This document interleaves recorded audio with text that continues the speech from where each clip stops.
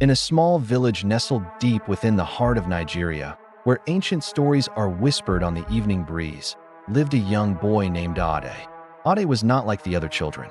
While they played under the warm sun, Ade was fascinated by the night.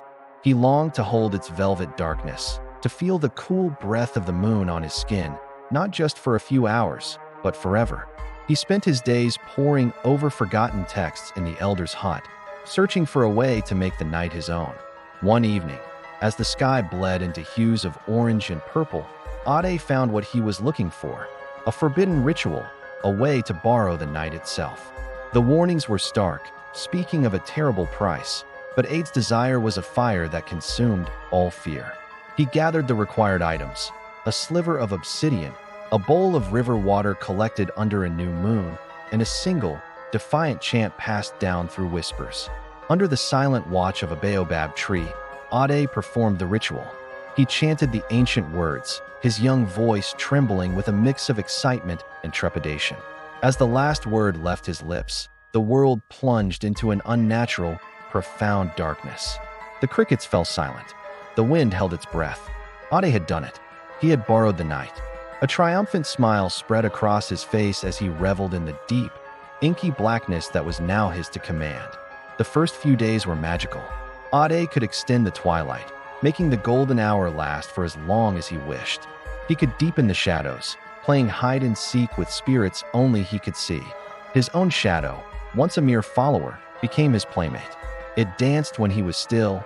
It mimicked the shapes of great eagles and creeping leopards, a loyal and lively companion born from his newfound power. He felt like a king, the ruler of a silent, starlit kingdom. But the elders of the village grew worried. The nights were becoming longer, colder. The sun seemed hesitant to rise, its light weak and pale. Crops began to wither without the sun's full embrace, and a strange quiet fell over the once vibrant community. They saw the change in Ade, the way his eyes held the reflection of 1,000 stars, the way his shadow seemed to have a mind of its own. They warned him, pleading with him to return what he had stolen. But Ade, drunk on power, refused to listen. Then, the price began to reveal itself. It started subtly. Ade noticed his shadow was no longer just mimicking him. It was anticipating him. It would move an instant before he did, its gestures becoming more assertive, more sinister. Soon, it began to act independently. While Ade stood still, his shadow would creep along the walls, its form twisting into menacing shapes that made the village children cry. A cold dread started to seep into Ade's heart. One night, a terrifying event shook the village. The moon, the beautiful, full moon, suddenly fractured.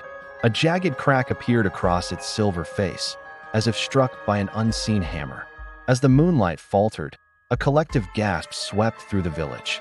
At that exact moment, Ade felt a wrenching pain. He watched in horror as his shadow detached from his feet. It rose, no longer a flat silhouette, but a three-dimensional being of pure, swirling darkness. It had his eyes, but they were empty, devoid of light, and filled with a chilling hunger. The shadow creature, his former playmate, turned towards him. It spoke, its voice a chilling echo of his own, but warped, ancient, and full of malice. It told Ade that the borrowed time was over. The night was now its own, and it required payment. The price was not gold or land. It was Ade himself. The creature lunged, and Ade felt an icy coldness envelop him as the darkness consumed him, pulling him into its void. The boy who borrowed the night was gone.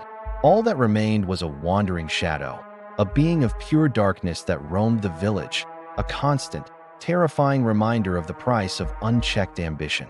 And sometimes, on the quietest nights, when a new crack appears on the face of the moon, the elders say you can hear a faint whisper on the wind, the lost voice of a boy named Ade, forever a prisoner of the darkness he once sought to control.